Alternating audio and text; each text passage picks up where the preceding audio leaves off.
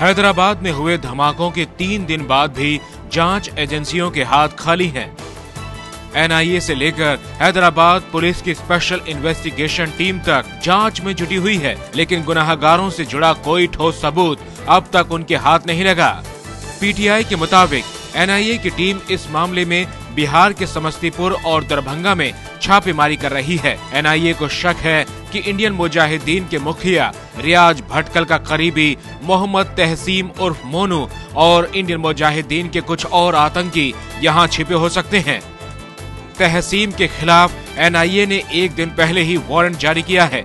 इसी साल जनवरी महीने में एनआईए ने दरभंगा से इंडियन मुजाहिदीन के आतंकी मोहम्मद दानिश अंसारी को गिरफ्तार किया था। अंसारी पर 2009 और 10 में इंडियन मुजाहिदीन के मुखिया यासीन भटकल को पनाह देने का आरोप है।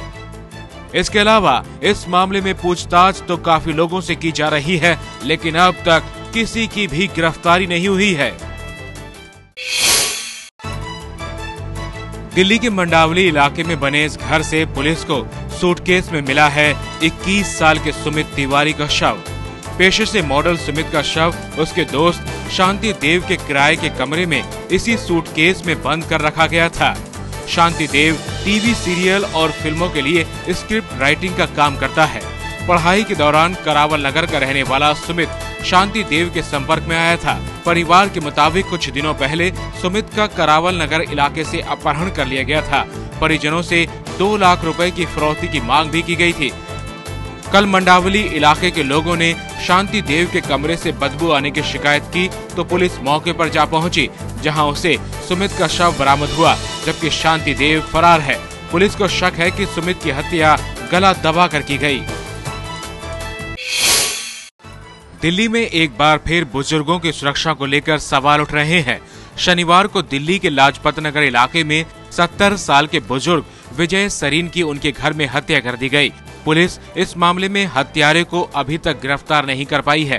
पुलिस को बुजुर्ग के नौकर पर शक है, जो हत्या के बाद से ही फरार बताया जा रहा है। पुलिस का कहना है कि जब वो मौके पर पहुंची तो घर का सारा सामान बिखरा पड़ा था, जिससे लूटपाट का अंदेशा भी है। अभी जो जांच की गई है उसके आधार पर ये चीज़ सामने आई है कि जो इनका नेपाली सर्वेंट था, काम करने वाला लड़का था, उसी लड़के ने रात में अपने 1-2 साथियों के साथ मिलकर इनके ऊपर हमला किया, इनके हाथ पैर बांध दिए और घर से कुछ सामान लेकर वो गायब हो गया है। पुलिस नेपाली नौकर को ढूंढने के साथ ही पूरे मामले की छानबीन में जुट गई है। कानपुर पुलिस की गिरफ्त में खड़े इन 7 लोगों को कन्या भ्रूण हत्या के आरोप में गिरफ्तार किया गया है। 7 नामी अस्पतालों से पकड़े गए इन आरोपियों में 3 बड़े डॉक्टर, 2 नर्स और 2 वार्ड बॉय हैं। पुलिस के मुताबिक कानपुर में लंबे समय से ये शिकायत मिल रही थी कि यहाँ अस्पतालों में लिंग परीक्षण के बाद कन्या भ्रूण हत्या का धंधा खुलेआम चल रहा है। इसके बाद पुलिस की मदद से एक समाज सेवी संगठन ने 7 अस्पतालों में डॉक्टरों का स्टिंग ऑपरेशन किया और पूरे गोरख धंधे का खुलासा हो गया। 7 हॉस्पिटल के डॉक्टर्स, वार्ड बॉयज, कंपाउंडर्स और नर्सेज ने इनको भ्रूण लिंग परीक्षण करवाने का भी वादा किया और साथ ही साथ अगर लड़की का भ्रूण हुआ तो उसको एबॉर्शन कराने का भी वादा किया। सोमवार को भारत अंतरिक्ष में एक और बड़ी उड़ान भरेगा।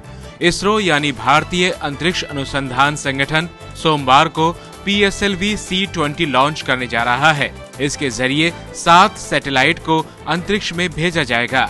लॉन्चिंग की तैयारियां पूरी हो चुकी हैं और कल सुबह से ही काउंटडाउन शुरू हो गया है। 59 घंटे का ये काउंटडाउन सोमवार की शाम 6 बजे के करीब खत्म होगा। PSLV C-20 के जरिए जिन 7 सैटेलाइट को अंतरिक्ष में भेजा जा रहा है, उनमें से एक सैटेलाइट का नाम सरल है, जिसे फ्रांस की मदद से इसरो ने तैयार किया है।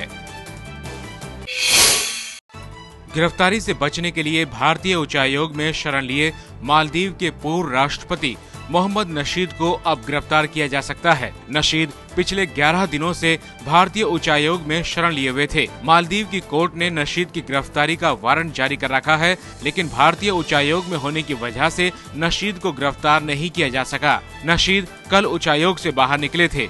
दूसरी तरफ मालदीव भारत सरकार पर दबाव बना रहा है कि वो नशीद की गिरफ्तारी में उनकी मदद करे, जबकि भारत ने पहले ही इस मसले में ये कहते हुए किनारा कर लिया कि ये उनके देश का अंदरूनी मामला है। नशीद पर राष्ट्रपति पद का दुरुपयोग करने का आरोप है। नशीद ने राष्ट्रपति रहते हुए जनवरी 2012 में मालदीव के मुख्य न्यायाधीश को गिरफ्तार करवाया था। फरवरी महीने में बेमौसम बारिश और बर्फबारी ने उत्तर भारत में लोगों की मुश्किलें बढ़ा दी हैं। मौसम विभाग के मुताबिक उत्तर भारत के दिल्ली, लखनऊ, चंडीगढ़ और जम्मू के इलाकों में आज फिर बारिश की संभावना है। यही नहीं, उत्तर प्रदेश में तो मौसम विभाग ने कई जगहों पर बारिश के साथ ओले पड़ने की भी आशंका जताई है। यानी किसानों पर कुदरत की एक और मार पड़नी तय है। पिछले 2 दिनों में जमकर हुई बारिश से यूपी में कई जगहों पर सब्जियों की खेती बर्बाद हो गई है। बहुत पैसा लगा हुआ हमारा, सब नष्ट हो गया।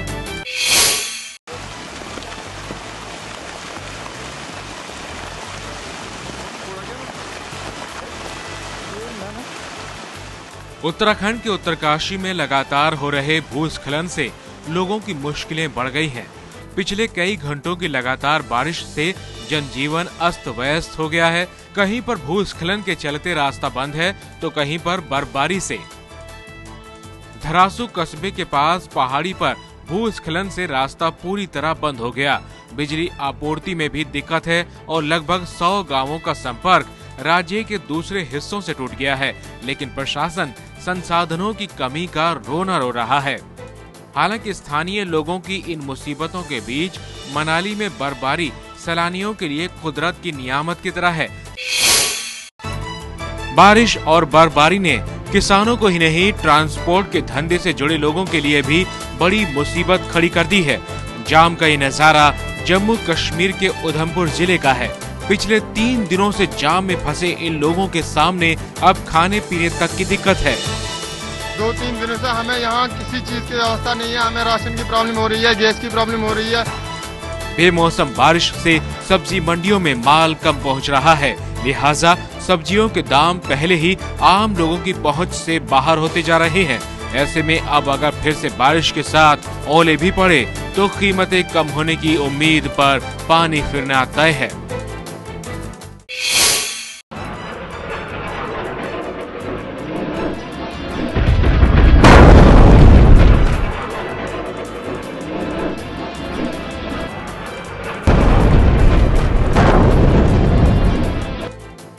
ये तस्वीरें राजस्थान में हुए भारतीय वायुसेना के अब तक के सबसे बड़े युद्ध अभ्यास की हैं। आयरन फेस्ट 2013 नाम के इस युद्ध अभ्यास में वायुसेना ने दुनिया को अपनी ताकत दिखाई।